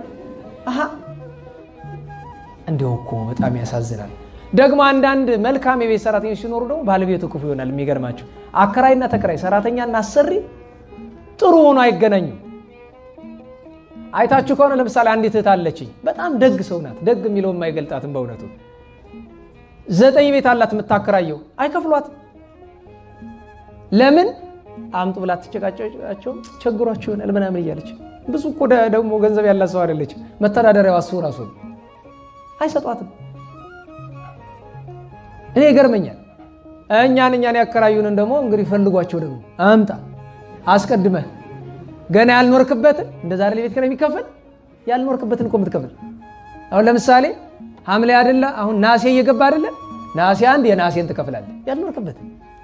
እንደው ነውር እኮ ነው። ሰው እንዴት ያልተጠቀምበትን ይከፍላል? በእርግጥ ደግሞ ወደው አይደለም፣ አመፀኛ ተከራይ እያስቸገራቸው ነው። ለምን ሳይከፍል ወጥቶ እየሄደ።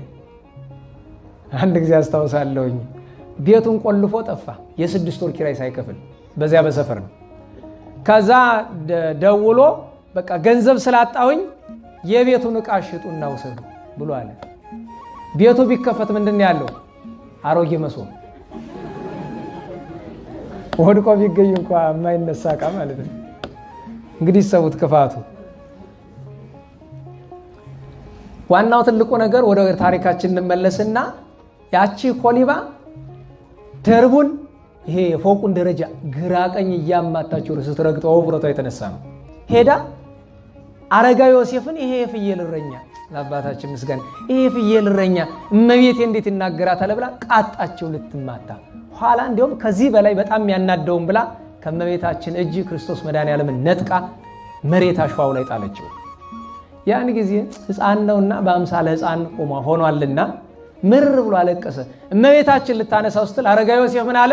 እንዳታነሽው ልጅ። ለምን አለችው? ፍርዱን ይግለጥ፣ እንዳታነሽው ፍርዱን ይግለጥ አለ። ፍርዱን ገለጠ። ጦጣ ዝንጀሮ ሆኑ ጠቅላላ ሙሉ ቤተሰቡ። የግቢያቸው ውሻ እያባረረ ዱር አስገብቷቸው ተመለሰ። ቅዱስ ገብርኤል መጥቶ በሉ እረፉበት ብሎ የኮሌባን ቤት ሰጣቸው። እመቤታችን እንደ እመቤት እንደ ባለቤት፣ ዮሴፍ እንዳበዛ ሆነው ሰሎሜ እየሰራች እዚያ ተቀምጠዋል እዚያ ቤት። ኋላ ግን አይ ምቾት በዛ ብሎ ቅዱስ ገብርኤል ልክናቶ አስወጥቶ ሰዷቸዋል። ለምን? ምድራዊ ምቾት ሰማያዊ ምቾት ያጠፋል። አንዴ ነው። ሁለተኛ እመቤታችን ድንግል ማርያም ሲደክማት ሰሎሜ ታዝለዋለች። ሰሎሜ ሲደክማት አረጋዊ ዮሴፍ ስጭኝ እስኪ ብሎ ትከሻው ላይ አዝሎት ይሄዳል። ሁልጊዜ አረጋዊ ዮሴፍን ጌታችን መድኃኒታችን ኢየሱስ ክርስቶስ ከላይ ሆኖ ከትከሻው ላይ ሆኖ ያወራዋል። ረቂቅ የሆነ ምስጢር ረቂቅ የሆነ እና እጹብ እያለ እያደነቀ አንድ ጊዜ ታዲያ አረጋዊ ዮሴፍ በመንደር እንሄዳለን፣ እመቤታችን በበረሃንም እንሄዳለች። አረጋዊ ዮሴፍ በመንደር የሚሄድ የሚለው ለምንድን ነው? ለልመና እንዲመች ቀንጥሎታል፣ ለማኝ ሆኗልና። እመቤታችን ደግሞ ረሃብ ይግደለኝ እንጂ በየከተማማ የሄሮድስ ወታደሮች አይጠፉም። በዚህ ነገር ሊከራከር ሲሞክር ቅዱስ ገብርኤል መጣና አንተ እመቤትህ እኮ ናት፣ ስንኳ ለመከራከር ቀና ብለህ ልታያት አይገባም፣ የምትልን ብቻ አድርጋለህ። እሺ ብሎ በዱሩ ሄዷል። ከዚያ መሃል በታሪኩ እንደምታውቁት እመቤታችን ድንግል ማርያም ሄሮድስ 4 ጭፍራ አለቃ ሲልክባት ዮሳ ሰማ። ልጁ ዮሳ ከ7 ልጆቹ ከ4ቱ ከወንዶቹ ትልቁ ዮሳ ነው። ምን አሰበ? አይ እኔ እንደምን ብዬ ደርሼ ልነግራቸው ይገባሉ። ከቤት ወጥቶ ሲሮጥ ሲገሰግስ መንገድ ላይ ሰይጣን ሰው መስሎ አገኘ። አንተ የት ትሄዳለህ አለው። አይ ቤተሰቦቼ በዚህ ሄደዋል፣ ሄሮድስ ሊያስገድላቸው ይፈልጋል። ስለዚህ ወታደሮቹ ሳይደርሱባቸው ቶሎ ደርሼ ላስጠንቅቃቸው ብዬ ነው ሲሉ፣ አይ በከንቱ አትድከም፣ ሰራዊት እኮ ቀድመው ሄዱ ብሎ አለ። ተስፋ ቆርጦ እንዲመለስ ዮሳ ምን አለ? ብደርስም አተርፋቸዋለሁ፣ ባልደርስም እቀብራቸዋለሁ ብሎ ሄደ። ታዲያ ሰላም ላይ ጋሪከ ውስተ ደብረ ቁስቋም ለጌሳ ሕፃነ ማርያም ክርስቶስ አመጎይ ከደውለኔሳ ወአመ በጽሐ ህየ እንዘ ይነስእ ኃይለ አንበሳ እንተ ሰመርከ በህዳት ለነፍሱ ታፍልሳ ሰላም ለዮሴፍ ዮሳ ብሎ ደራሲ ያመስግናል።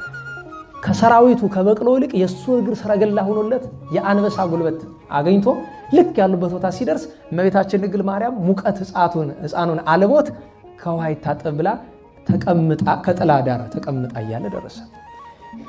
ዮሳ አመጣጡ ጥሩ ነው። ደርሶ የተናገረው ነገር ግን ጥሩ አልነበረም። እዚያ በዚህ በገሊላ በቤተልሔም በአውራጃዋ በዚህ ሕፃን ምክንያት ዛሬ በጀርባው ያዘለች በክንዱ ያቀፈች ሴት አትገኝም። እናንተ እዚህ ተዘላችሁ ተቀምጣችኋል ብሎ ተናገረ። ልክ ደልቷቸው የተቀመጡ ይመስል ከስንት ስቃይ እኮ ነው ያረፉት።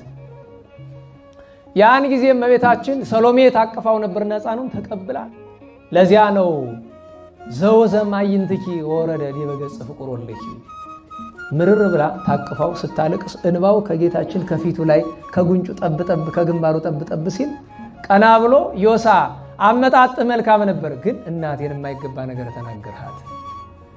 በል ለጥፋትህ ቀጣሃለሁ፣ ለድካምህ ዋጋህን እሰጥሃለሁ። በፍርድ ቀን ከጻድቃን ጋር አስነስቼ መንግሥተ ሰማያት እስካስገባህ ድረስ እሷን ድንጋይ ተንተራሳት አለው። ቁሞ የተናገረባትን ያችን ሲንተራሳት ያለ ጻይር እንደ ትልቅ ስጦታ እኮ ነው። ለምን ገደለው ምን አለ ተቆጥቶ ቢተው ይላል። አሃ ተገላገለ እንጂ ምን ቀረበት? ነና አላችሁ የዮሳን ረፍት መድኃኔዓለም ይስጠን። እንዴ አንደኛ በሰማይ ዋጋ ያለው፣ ሁለተኛ ጭንቅ የሌለው እዚያችሁ ላይ ጋደም ብሎ አሸለበ፣ እዚያው ላይ አፈር ለበሰ። ዮሳን እንደዚህ ሆነ። አረጋዊ ዮሴፍ በዚህም እግዚአብሔርን ያመሰግናል። ከዚያ አለፍ ብሎ ሲሄዱ 6 አንበሶች እያገሱ ቢመጡ አረጋዊ ዮሴፍ ኧረ የት ነሽ ስንቁን ወርሮ አሃ አንበሳ ነው ወንድሜ አንተ ድመት ብታይ ትሮጣለህ እኮ።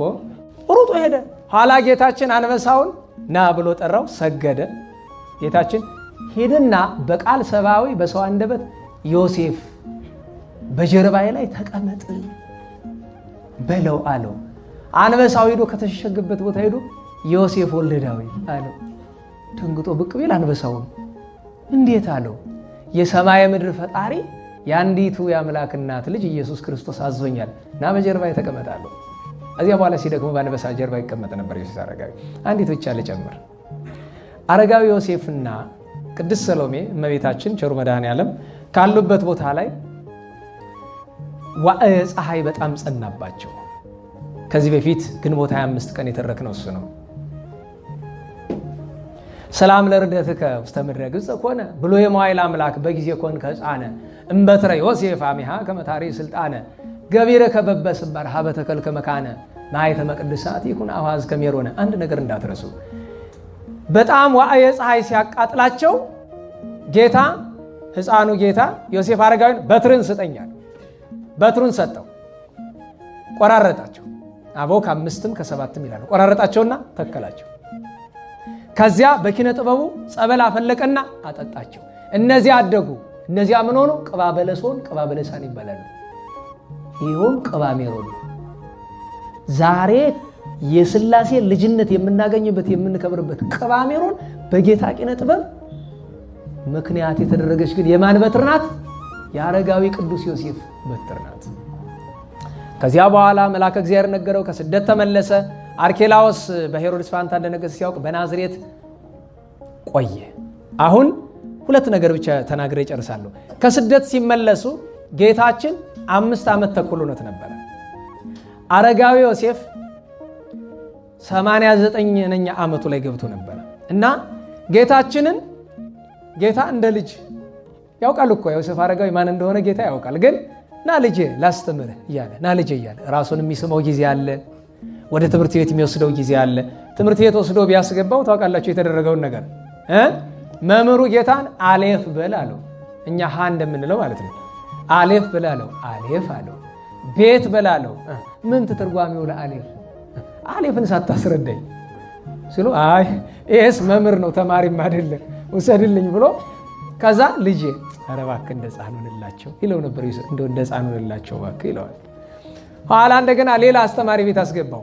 ሰውየው ጸሐፊ ነው። ቀዩን ቀለም ከጥቁሩ ቀላቀለበት። ዞር ቢል ዝንት ወልደ መበለት አማሰነ ቀለም ብሎ ይሄ ዳደግ ልጅ እንዴት ሎጡ ስባት ብሎ ጌታን በጥፊ መታው። ጌታ ምን አለው? ለምን ትመታኛለህ? ለየው አትለኝ? ያሁኑ ይባስ እንዴት ብሎ ይለያል አለው። እሱንም አላሳይ ብሎ ለየው። ዮሴፍ አረጋዊን ጠርቶ ይሄ ነቢያት የተናገሩለት የእስራኤል አዳኝ ነው እንጂ ተርታ ሰው አይደለም ብሎ ለዮሴፍ ሰጠው። ኋላ አረጋዊ ዮሴፍ ቢጨንቁናል ልጄ በቃ ከኔ ዘንድ ተማር ብሎ ምን ያስተምረው ነበረ? በግረኝነትና እንጨት መጥረብ፣ አናጢነት። ለምን ቢሉ ጌታ የሰውነትን ስርዓት ሁሉ ሊፈጽም ነው የመጣ። ሁለተኛ ነገር አናጢነት ትልቅ ሙያ ነው። ምክንያቱም የጌታ አናጢነቱ የኛን ልብ ነው የሚያንጽ ጌታ፣ የኛን ልብ ነው የሚጠርብ ጌታ። እሱ ብቻ አይደለም፣ ልብስ መስፋት አስተምሮታል። ልብስ ማዘጋጀት። ለምን? አማናዊ ልብሳችን ራሱ መድኃኔዓለም ኢየሱስ ክርስቶስ ስለሆነ። በግ መጠበቅ አስተምሮታል። ለምን ቢሉ ኖላዊ ሆሙ ለእስራኤል የእስራኤል እረኛ የተባለ ኋላም እኔ ነኝ እውነተኛ እረኛ ብሎ ጌታ ያስተማር የፍጥረት ሁሉ እረኛ ስለሆነ እንዲህ አድጓል። ኋላ ጌታችን በተወለደ በ16 ዓመት ሲሆነው ከስደት ከተመለሱ በ10 ዓመት ከ6ኛ ወሩ አረጋዊ ዮሴፍ ታሞተኛ። ያም ማለት 83 ላይ 16 ጨምሩበት 99 ዓመት ሲሆነው ለዮሴፍ አረጋዊ 100 ሊመላው ጥቂት ሲቀረው ጌታን ጠሩት። ጥሩልኝ ባካችሁ ጌታዬን አለ። ጌታችን መጣ።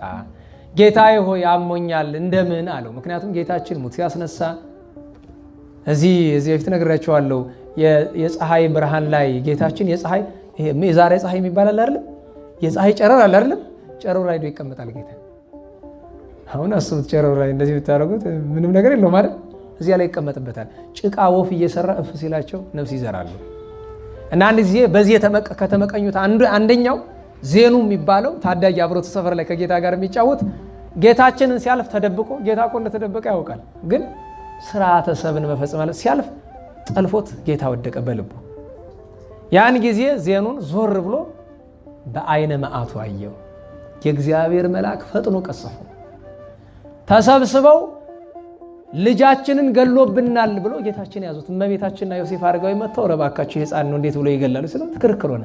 እሺ ከምትከራከሩ ሕፃኑን ጠይቁት አላቸው። እንዴ የሞተ ሕፃን እንዴት ነው የምንጠይቅ? ቀረብ ብሎ ዜኑ እኔ ገድያለሁ አለው። ጌታዬ ሰማዩን ምድሩን የፈጠርክ እኔን በእጆቼ የፈጠርክ አንተ እንደምን ትገለኛለህ? በራሴ ኃጢአት ነው የሞትኩት አለ። እንደምን ሆነ አለው። ጌታ ምን አለው? አረጋዊ ዮሴፍን ወዳጄ እስካሁን ደክመሃል፣ ከኔ ጋር 16 ዓመት ደክመሃል፣ ከዚያ በፊትም ብዙ ደክመሃል፣ ይበቃል። ዳግመኛ ለፍርድ እስከመጣ ድረስ ስጋህ አይፈርስም፣ አይበሰብስም፣ አይለወጥም። አባት ዳዊት በተቀበረበት ስፍራ ትቀበራለህ ብሎ አለው። ይህንን ቃል ኪዳን ሰጥቶት ስምህን የጠራ መታሰቢያህን ያደረገ ዝክርን የዘከረ በኋላ ዘመን ተችሎት ደብርህን ያነጸ መጽሐፈ ገድልን የጻፈ ያጻፈ ያነበበ የሰማውን ሁሉ ከምድረ ርስት ላስገባ ቃል ኪዳን ሰጥቻለሁ ብሎ ጌታችን ከፊቱ ላይ እፍ ቢልበት ጻይር በጣም ጭንቅ ነገር ነው። በደስታ ነፍሱ ከስጋው ተለየች። ያን ጊዜ ጌታ እራሱ በእጁ እንዲያድርጉ እያለ በጌታ እጅ የተገነዘ ብቸኛው ሰው ይሄ ቅዱስ ሰው። ልጆቹ ተሰብስበው እያለቀሱ ወስደው ቀብረውታል። ይሄውም የሆነው ሐምሌ 26 ቀን እንደሆነ ቤተክርስቲያን መታሰቢያውን ታደርጋለች። የጻድቅ ሰው የቅዱስ ዮሴፍ በረከቱ ረድኤቱ ይደርብን። እንግዲህ ሰዓታችን በዚህ ተፈጽሟል።